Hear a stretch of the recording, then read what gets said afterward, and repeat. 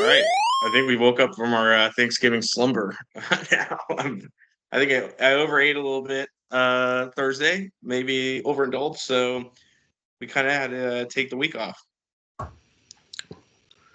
Yeah, I thought maybe they just didn't post it. It's like take a week off. Let us do our thing without this invasive peeping recorder True.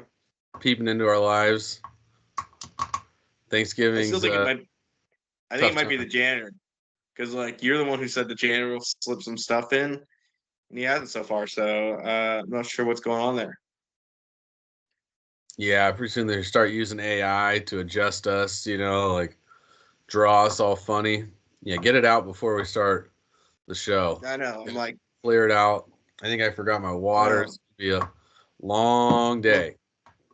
Long I'm Sunday. trying to get my assistant, my non-existent assistant, to get me some tea and honey, but we'll see if that clears it up. Plus, it's like everyone's getting sick now, so I got to protect the voice, got to protect the product.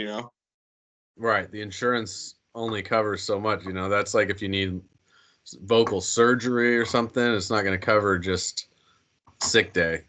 I don't have the Troy Polamalu, hair insurance for my voice. I wish I did. It'd be nice, but I don't think I have a special enough voice like he has the special hair. Him and Patrick Mahomes, man. Something about hair, I guess it works out pretty well. It's Yeah, I good don't think business. Holmes has the best hair, but it's just kind of. It's unique. It's like I guess it is unique. Yeah. He's an individual. Um, I mean, you know, this week is crunch time for all these leagues, and we're sitting here kind of trying to crunch the numbers because of all the buys. It's kind of brutal this week, and there are a lot of teams on the cusp that have to make the playoffs by winning this week. Now, the good news I think about this week, if you're struggling, your opponent's probably struggling too because this is an awful time for all these buys. Week 14, so many teams are on buys. It's definitely going to be a real slugfest with like low numbers. I'm imagining. Who knows? Yeah, I think I took all the buys in the Dynasty League. I've got like 9 buys, and I'm looking at the projected points, and I'm at the bottom of the barrel. I'm like, man, even the last place teams are looking better than me. Luckily, got enough Yeah. wins. I'll get in the playoffs either way, but it's always tough when you're limping in.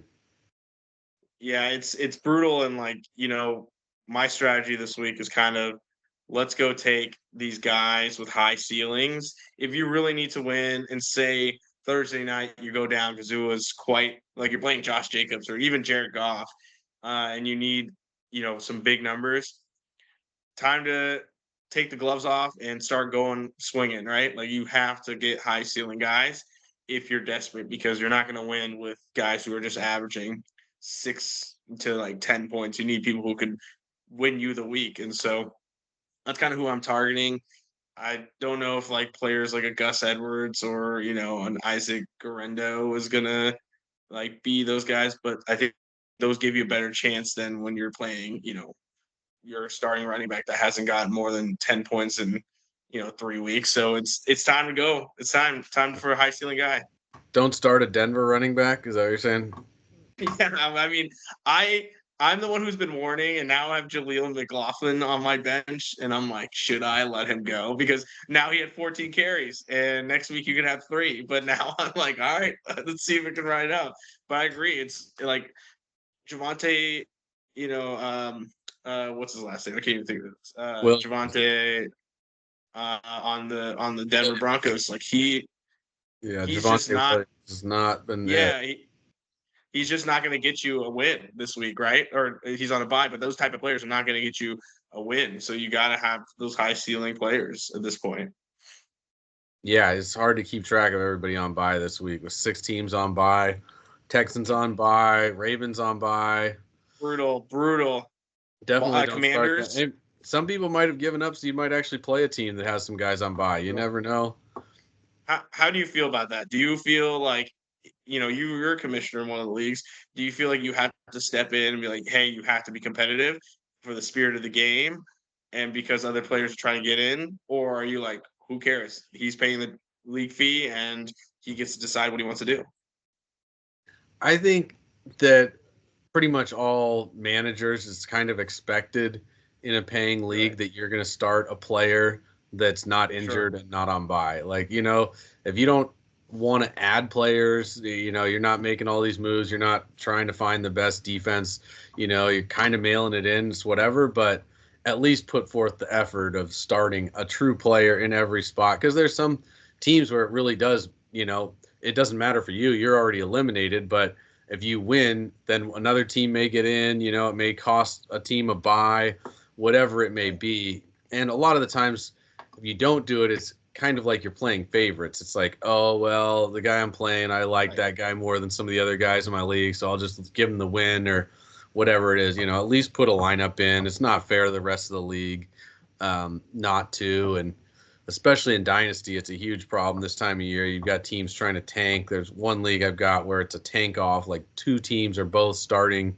the worst players they have on their rosters. One might not even start players in spots. Yeah. It's tough, like trying to figure out how to punish them, how to enforce it. It's a real mess. So I don't know. I think in the future maybe we'll bump them to the back of the waiver order, talking about taking away draft picks, but that gets complicated as well. Like that needs to be a feature that Sleeper adds where you can just remove a draft pick, so that, because right now you can just basically reassign it, and it's like, Yeah. okay, well, if we steal a draft pick, like then what do I do with it? Like, do I put it Right. on my team and then draft a kicker? Like, I don't know. I mean, I guess maybe that's what you do, but it's dicey. It'd be nice to figure out a better way to stop tanking in Dynasty. I think that's the one big drawback to Dynasty. Just about everything else I like more than redraft, but you get into tanking and it just kind of dilutes the whole product in general for everybody. Absolutely. Yeah, and it's tough. And yeah, if I'm fighting for a spot, I don't think it's fair. So it's a tough, these are the toughest weeks for a commissioner, in my opinion. All right. I am in a couple leagues that I need to get in. This is a crucial week. What's the one piece of advice you give me? Don't overlook special teams like defense and kicker. Like a lot of times, these matchups are going to come down to 5 points or less, and a defense that scores 3 points is better than a defense that goes -3. But at the same time, like a defense that goes double digits could make all the difference. And a lot of times it's so hard to guess, but at least make sure you got a good matchup and hopefully a defense that's been top 20. It's hard to balance both of those, and defenses have been really hit or miss this year. So many defenses that were supposed to be good have not been. Defenses that you think are Ravens. I think of the bad. Ravens. The Ravens, the Niners, the Jets. Yeah. I mean, Yeah. a lot of D's.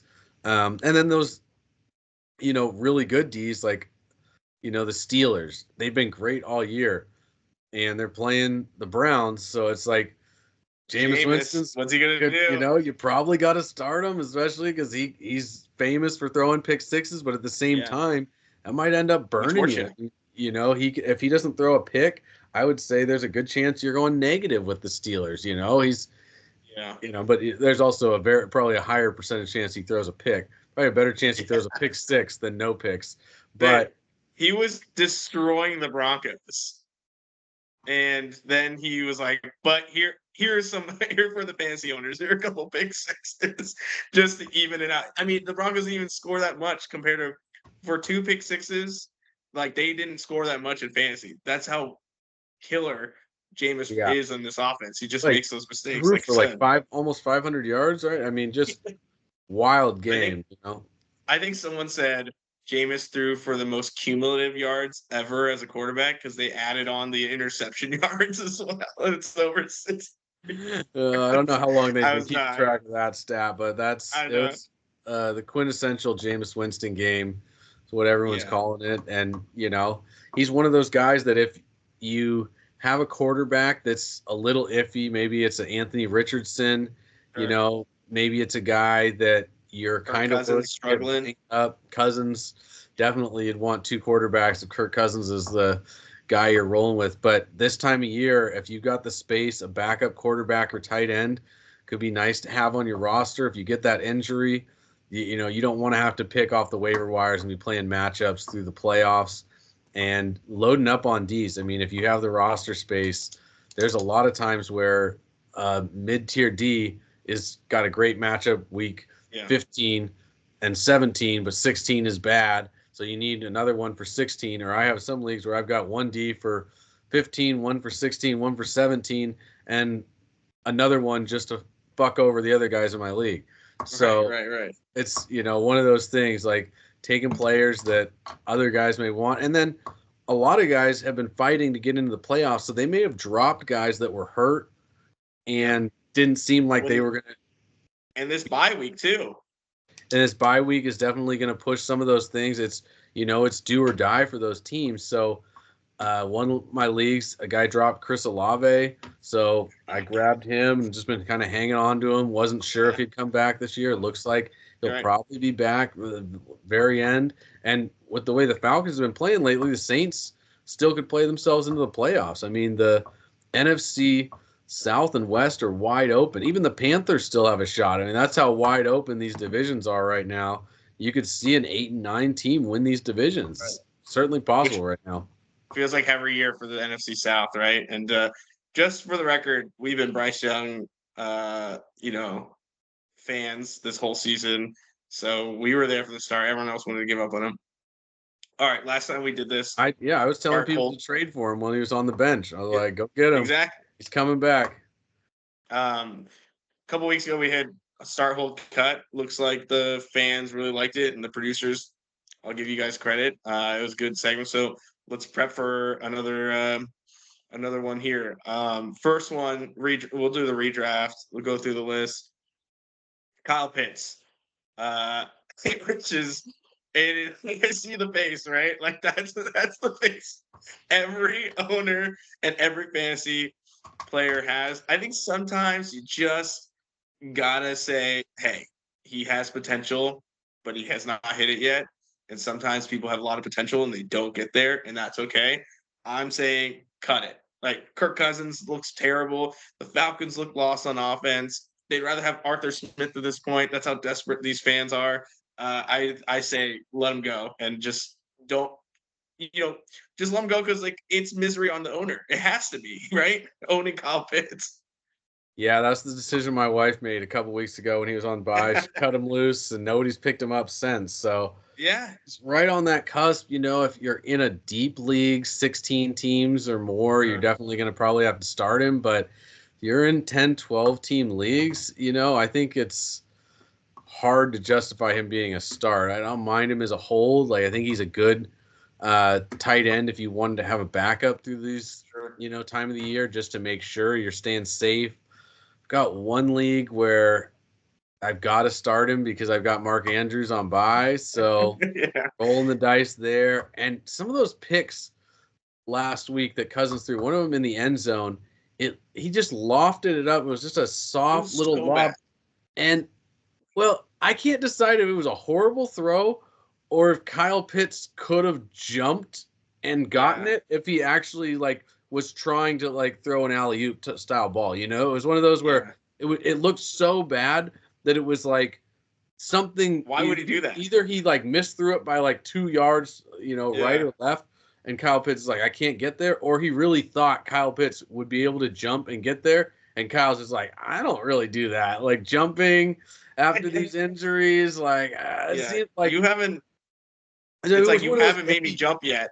If he would have made the catch, he would have gotten absolutely somersaulted. I mean, he would have had to really get up. That ball was above the goalpost, but I couldn't quite tell from the angle if it was even close to his reach, if he had jumped, but he didn't even try to jump. So I couldn't tell if it was there was no chance, or it was one of those where Cousins why the fuck didn't you jump for that, bro? That was exactly the point of that. Was you're 6'7", right? You don't see him jump. His best year is his rookie year still, which, I mean, it's tough coming back from a serious injury. Some guys are just never willing to take that same type of contact. Right. The thing I'm waiting for Pitts is for him to put on some grown man strength.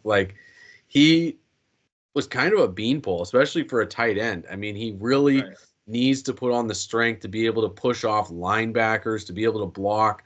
And, really, he should be more muscular than any wide receiver in the NFL. He still looks like, I mean, him next to DK, he's going to look skinny. You know, he's Right. got to get more muscle there. He's just not physical enough. Yeah, I mean, it does give you a reason to think about why did they go with Johnny Smith more last year than they did with Kyle Pitts, and it's kind of playing out. Johnny Smith can play all these roles. He's a huge tight end that can block, and now you're kind of thinking, oh, it makes a little sense. So I know people are upset about the other guy, Gus Edwards. I am starting him this week. I think because of all the buys, this guy sneaks in as a running back 3 flex low end, but I'm desperate to your point. And last week he didn't have a good showing, just stepping into J.K. Dobbins' role. I think he only got a few, like 6 carries, but they're playing against the Chiefs, and they're also tough on rushing. But I think I need to play, and I'm starting him out of desperation. But he's a starting running back, and I think again to my point, high ceiling. I think Gus Edwards, if there's going to be a goal line punch, this is your guy. And if there's going to be any, game plan around running, I think this is the guy. It's going to be a really grinded out type of game against the Chiefs and the Chargers. So I'm starting out of desperation, but I still think he's a starting running back technically. So what's your take on him? Yeah, I What are think you he's going to take? definitely a hold. You know, I'm not gonna. I've got a league where I could either start him or Isaiah Pacheco. So may come down Okay, well to that's better. that night game, to decide who. It's like, yeah, Isaiah Pacheco's been better, but he's not getting the touches. But also Gus Edwards isn't getting all the touches. I think he's looked really good since he's come back from injury. I was Yeah, hoping he would get 15 plus touches. Like he's actually looked more explosive. And you'd think that was what the Chargers wanted to do. They have kind of gotten away from the running game, and I think it's hurting them. They need to get back to that ground and pound and, play action, build that offense around that. I mean, that's what we saw the right. Lions do on Thursday night so successfully against the Packers. They didn't Gosh, get a ton of yardage from it, but they still ran the ball 30 times right. between Sonic and Knuckles. So, you know, you're seeing the production there if you just keep grinding and pushing. And I think that's hopefully what you'd see from Gus Edwards is closer to 15 carries a game. You're not going to Yeah. see any work in the passing game. So that limits his upside. You really do need that touchdown. And I think in a good matchup, I'd be a lot more confident against Kansas City. I'm a little hesitant just because it is a really tough matchup. Okay. Would you rather take real quick Gus Edwards against the Chiefs or Tajay Spears against Jacksonville as the number 2 back? Hasn't getting a lot of carries coming back from, a random injury as well, but there might be a lot of garbage time. Yeah, I know they're both pretty on the same scale right now with the rankings when you look at it across the board. That's a Yeah, tough one, right? borderline flex. Are we talking PPR or like a full point Let's do PPR half or point PPR. I think a lot of people half play half point points. PPR? So that's gonna be real close. I'd probably go Gus Edwards, but Yeah. I could see going Tajay Spears too. My biggest concern with Tajay Spears is just Tony Pollard's job, and Yeah. I don't think you can count on the Titans to get in a blowout against anybody, especially not a division game. If they weren't in the That's same true. division, I'd be a little bit more confident. But those division games, and we saw it last week with It's kooky. Jacksonville and Yeah. Houston, it's like the Texans should run away with it, especially when Trevor Lawrence gets cheap shotted, Yeah.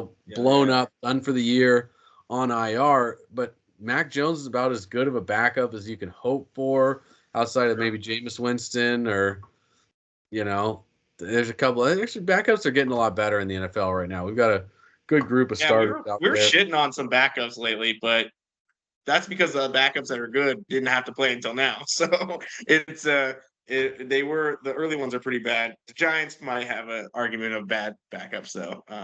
I saw some for Drew Lock lost as well. That franchise, I don't know. It's going to take a while for that franchise. It's not Drew Lock's fault, but he certainly didn't help out of that.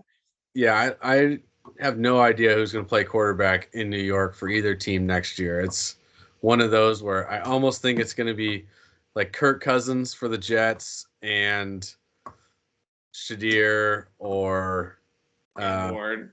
yeah, I mean, it just looks like the Giants have no choice but to draft a quarterback. Yeah. I could also see, ironically, maybe Aaron Rodgers starting for the Giants to start the I year, know. letting that rookie bridge, because I just don't see a spot where Rodgers is going to go and be a full-time starter. Like he's the guy without some sort of succession plan. I mean, that just I agree. doesn't seem like the case now. So I think that'd probably kind of be one of the better fits is go to a team that's going to draft a quarterback really high, and maybe Rodgers comes out, plays well, and they let him start Yeah. for most of the year.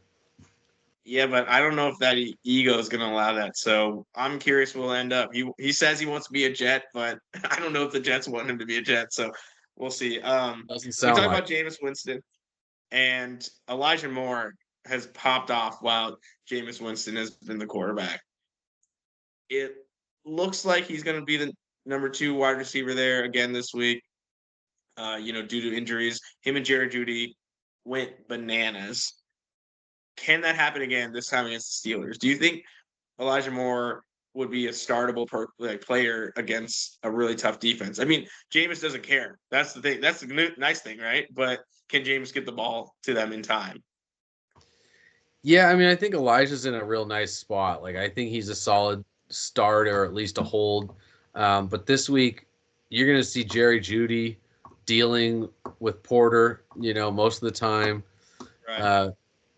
Porter Jr. is going to be out dealing with Jerry Jeudy, trying to stop what was just a ridiculous new career high for Jeudy last week.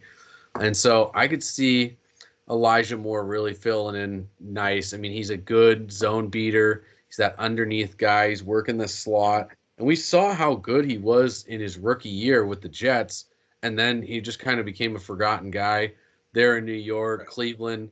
Nobody's been able to produce with Deshaun Watson. I mean, that's just been a disaster for everybody. But now that the backup's in, all of a sudden we're throwing it around the yard. Going.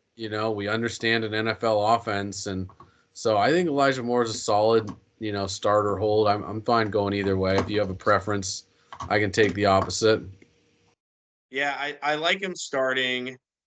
I'm gonna go with starting because Sector Tillman's looks like he's gonna be out again. I mean, guy was out last week with concussion, and he hasn't been practicing. So I think Jameis just does not care who he's playing. He gets the ball out quick. He looks like an NFL quarterback, and I think he's gonna throw it 35 plus times again. So there's opportunity.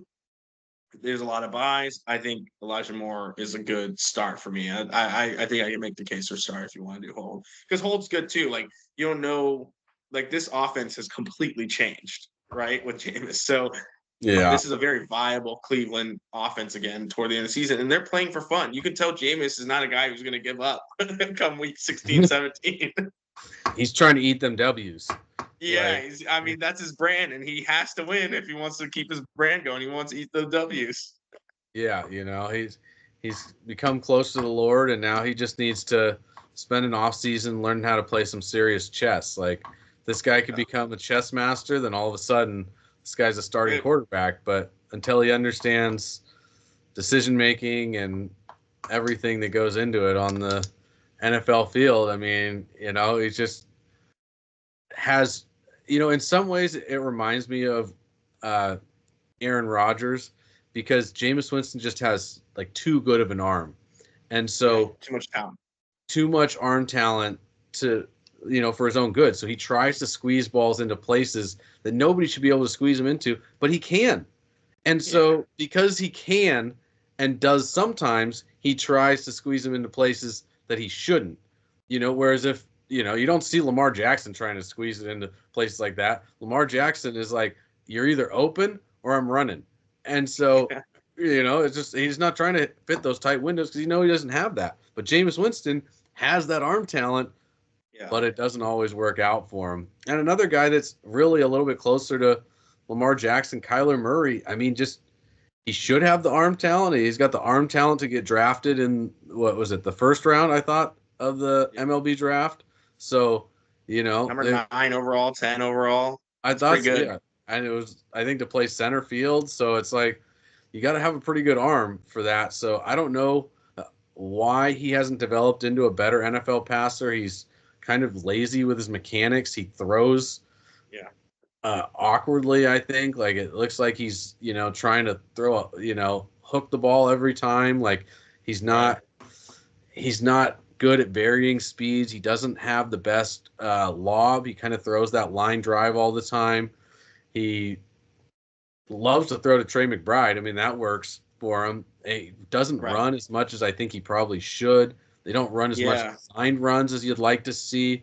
And I think if he played like Lamar Jackson, he would be an every week start it, set it, and forget it quarterback. But right now, I'm closer to a hold. I mean, and honestly, if you ended up with maybe a Jaden Daniels and a Kyler Murray, and you've been hanging on to him all year, Right. I think this is the last week you'd start him, and then you could cut him loose, or maybe you hang on to him just so that your opponent isn't able to play him against you. But he's not producing at the level we all thought he would this year, and Marvin Harrison's been in that same field where it's just like, wait, these guys are supposed to be number ones, and instead they're number twos.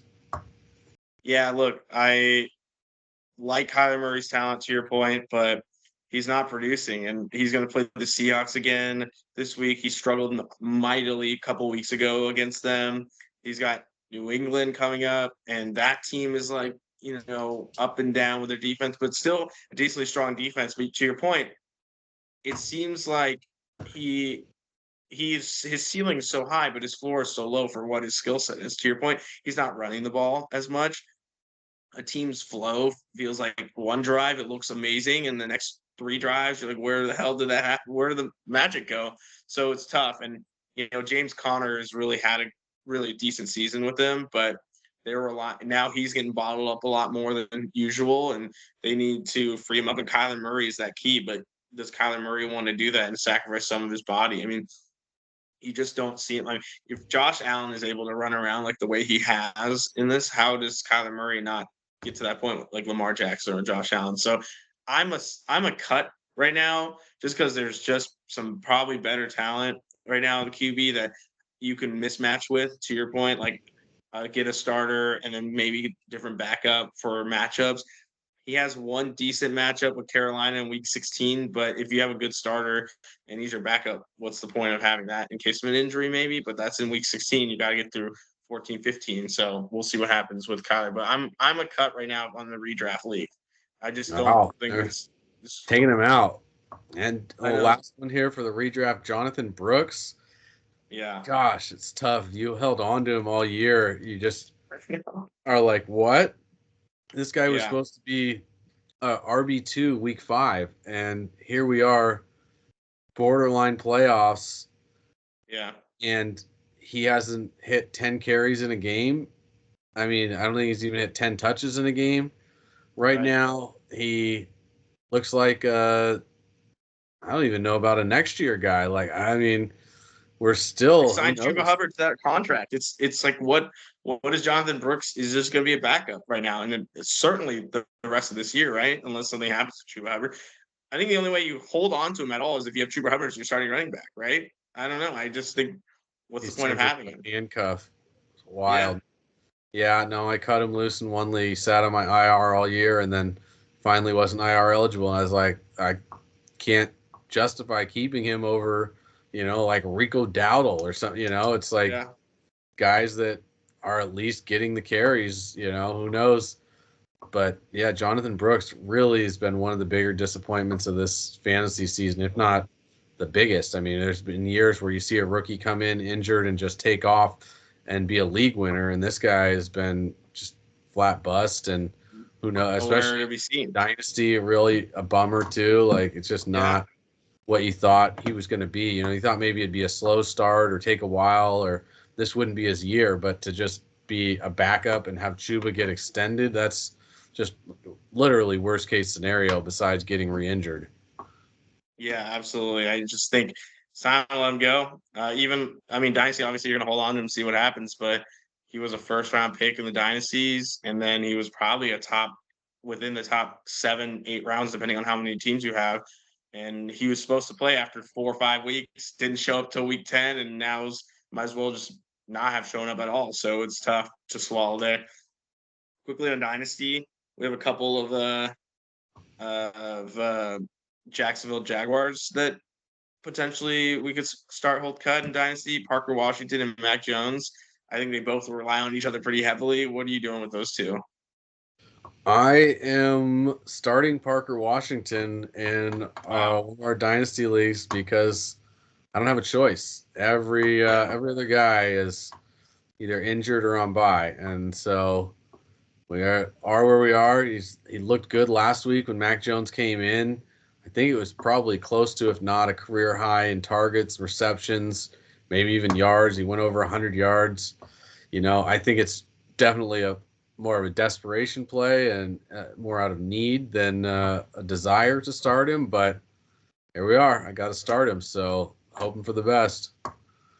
Yeah, I think there's like no one else there except Evan Ingram maybe. So I think you're safe to play him and hope for opportunities. I do think, what's there to lose for Jacksonville? You're trying to save your job as a head coach, probably not going to save it, but might as well go down swinging.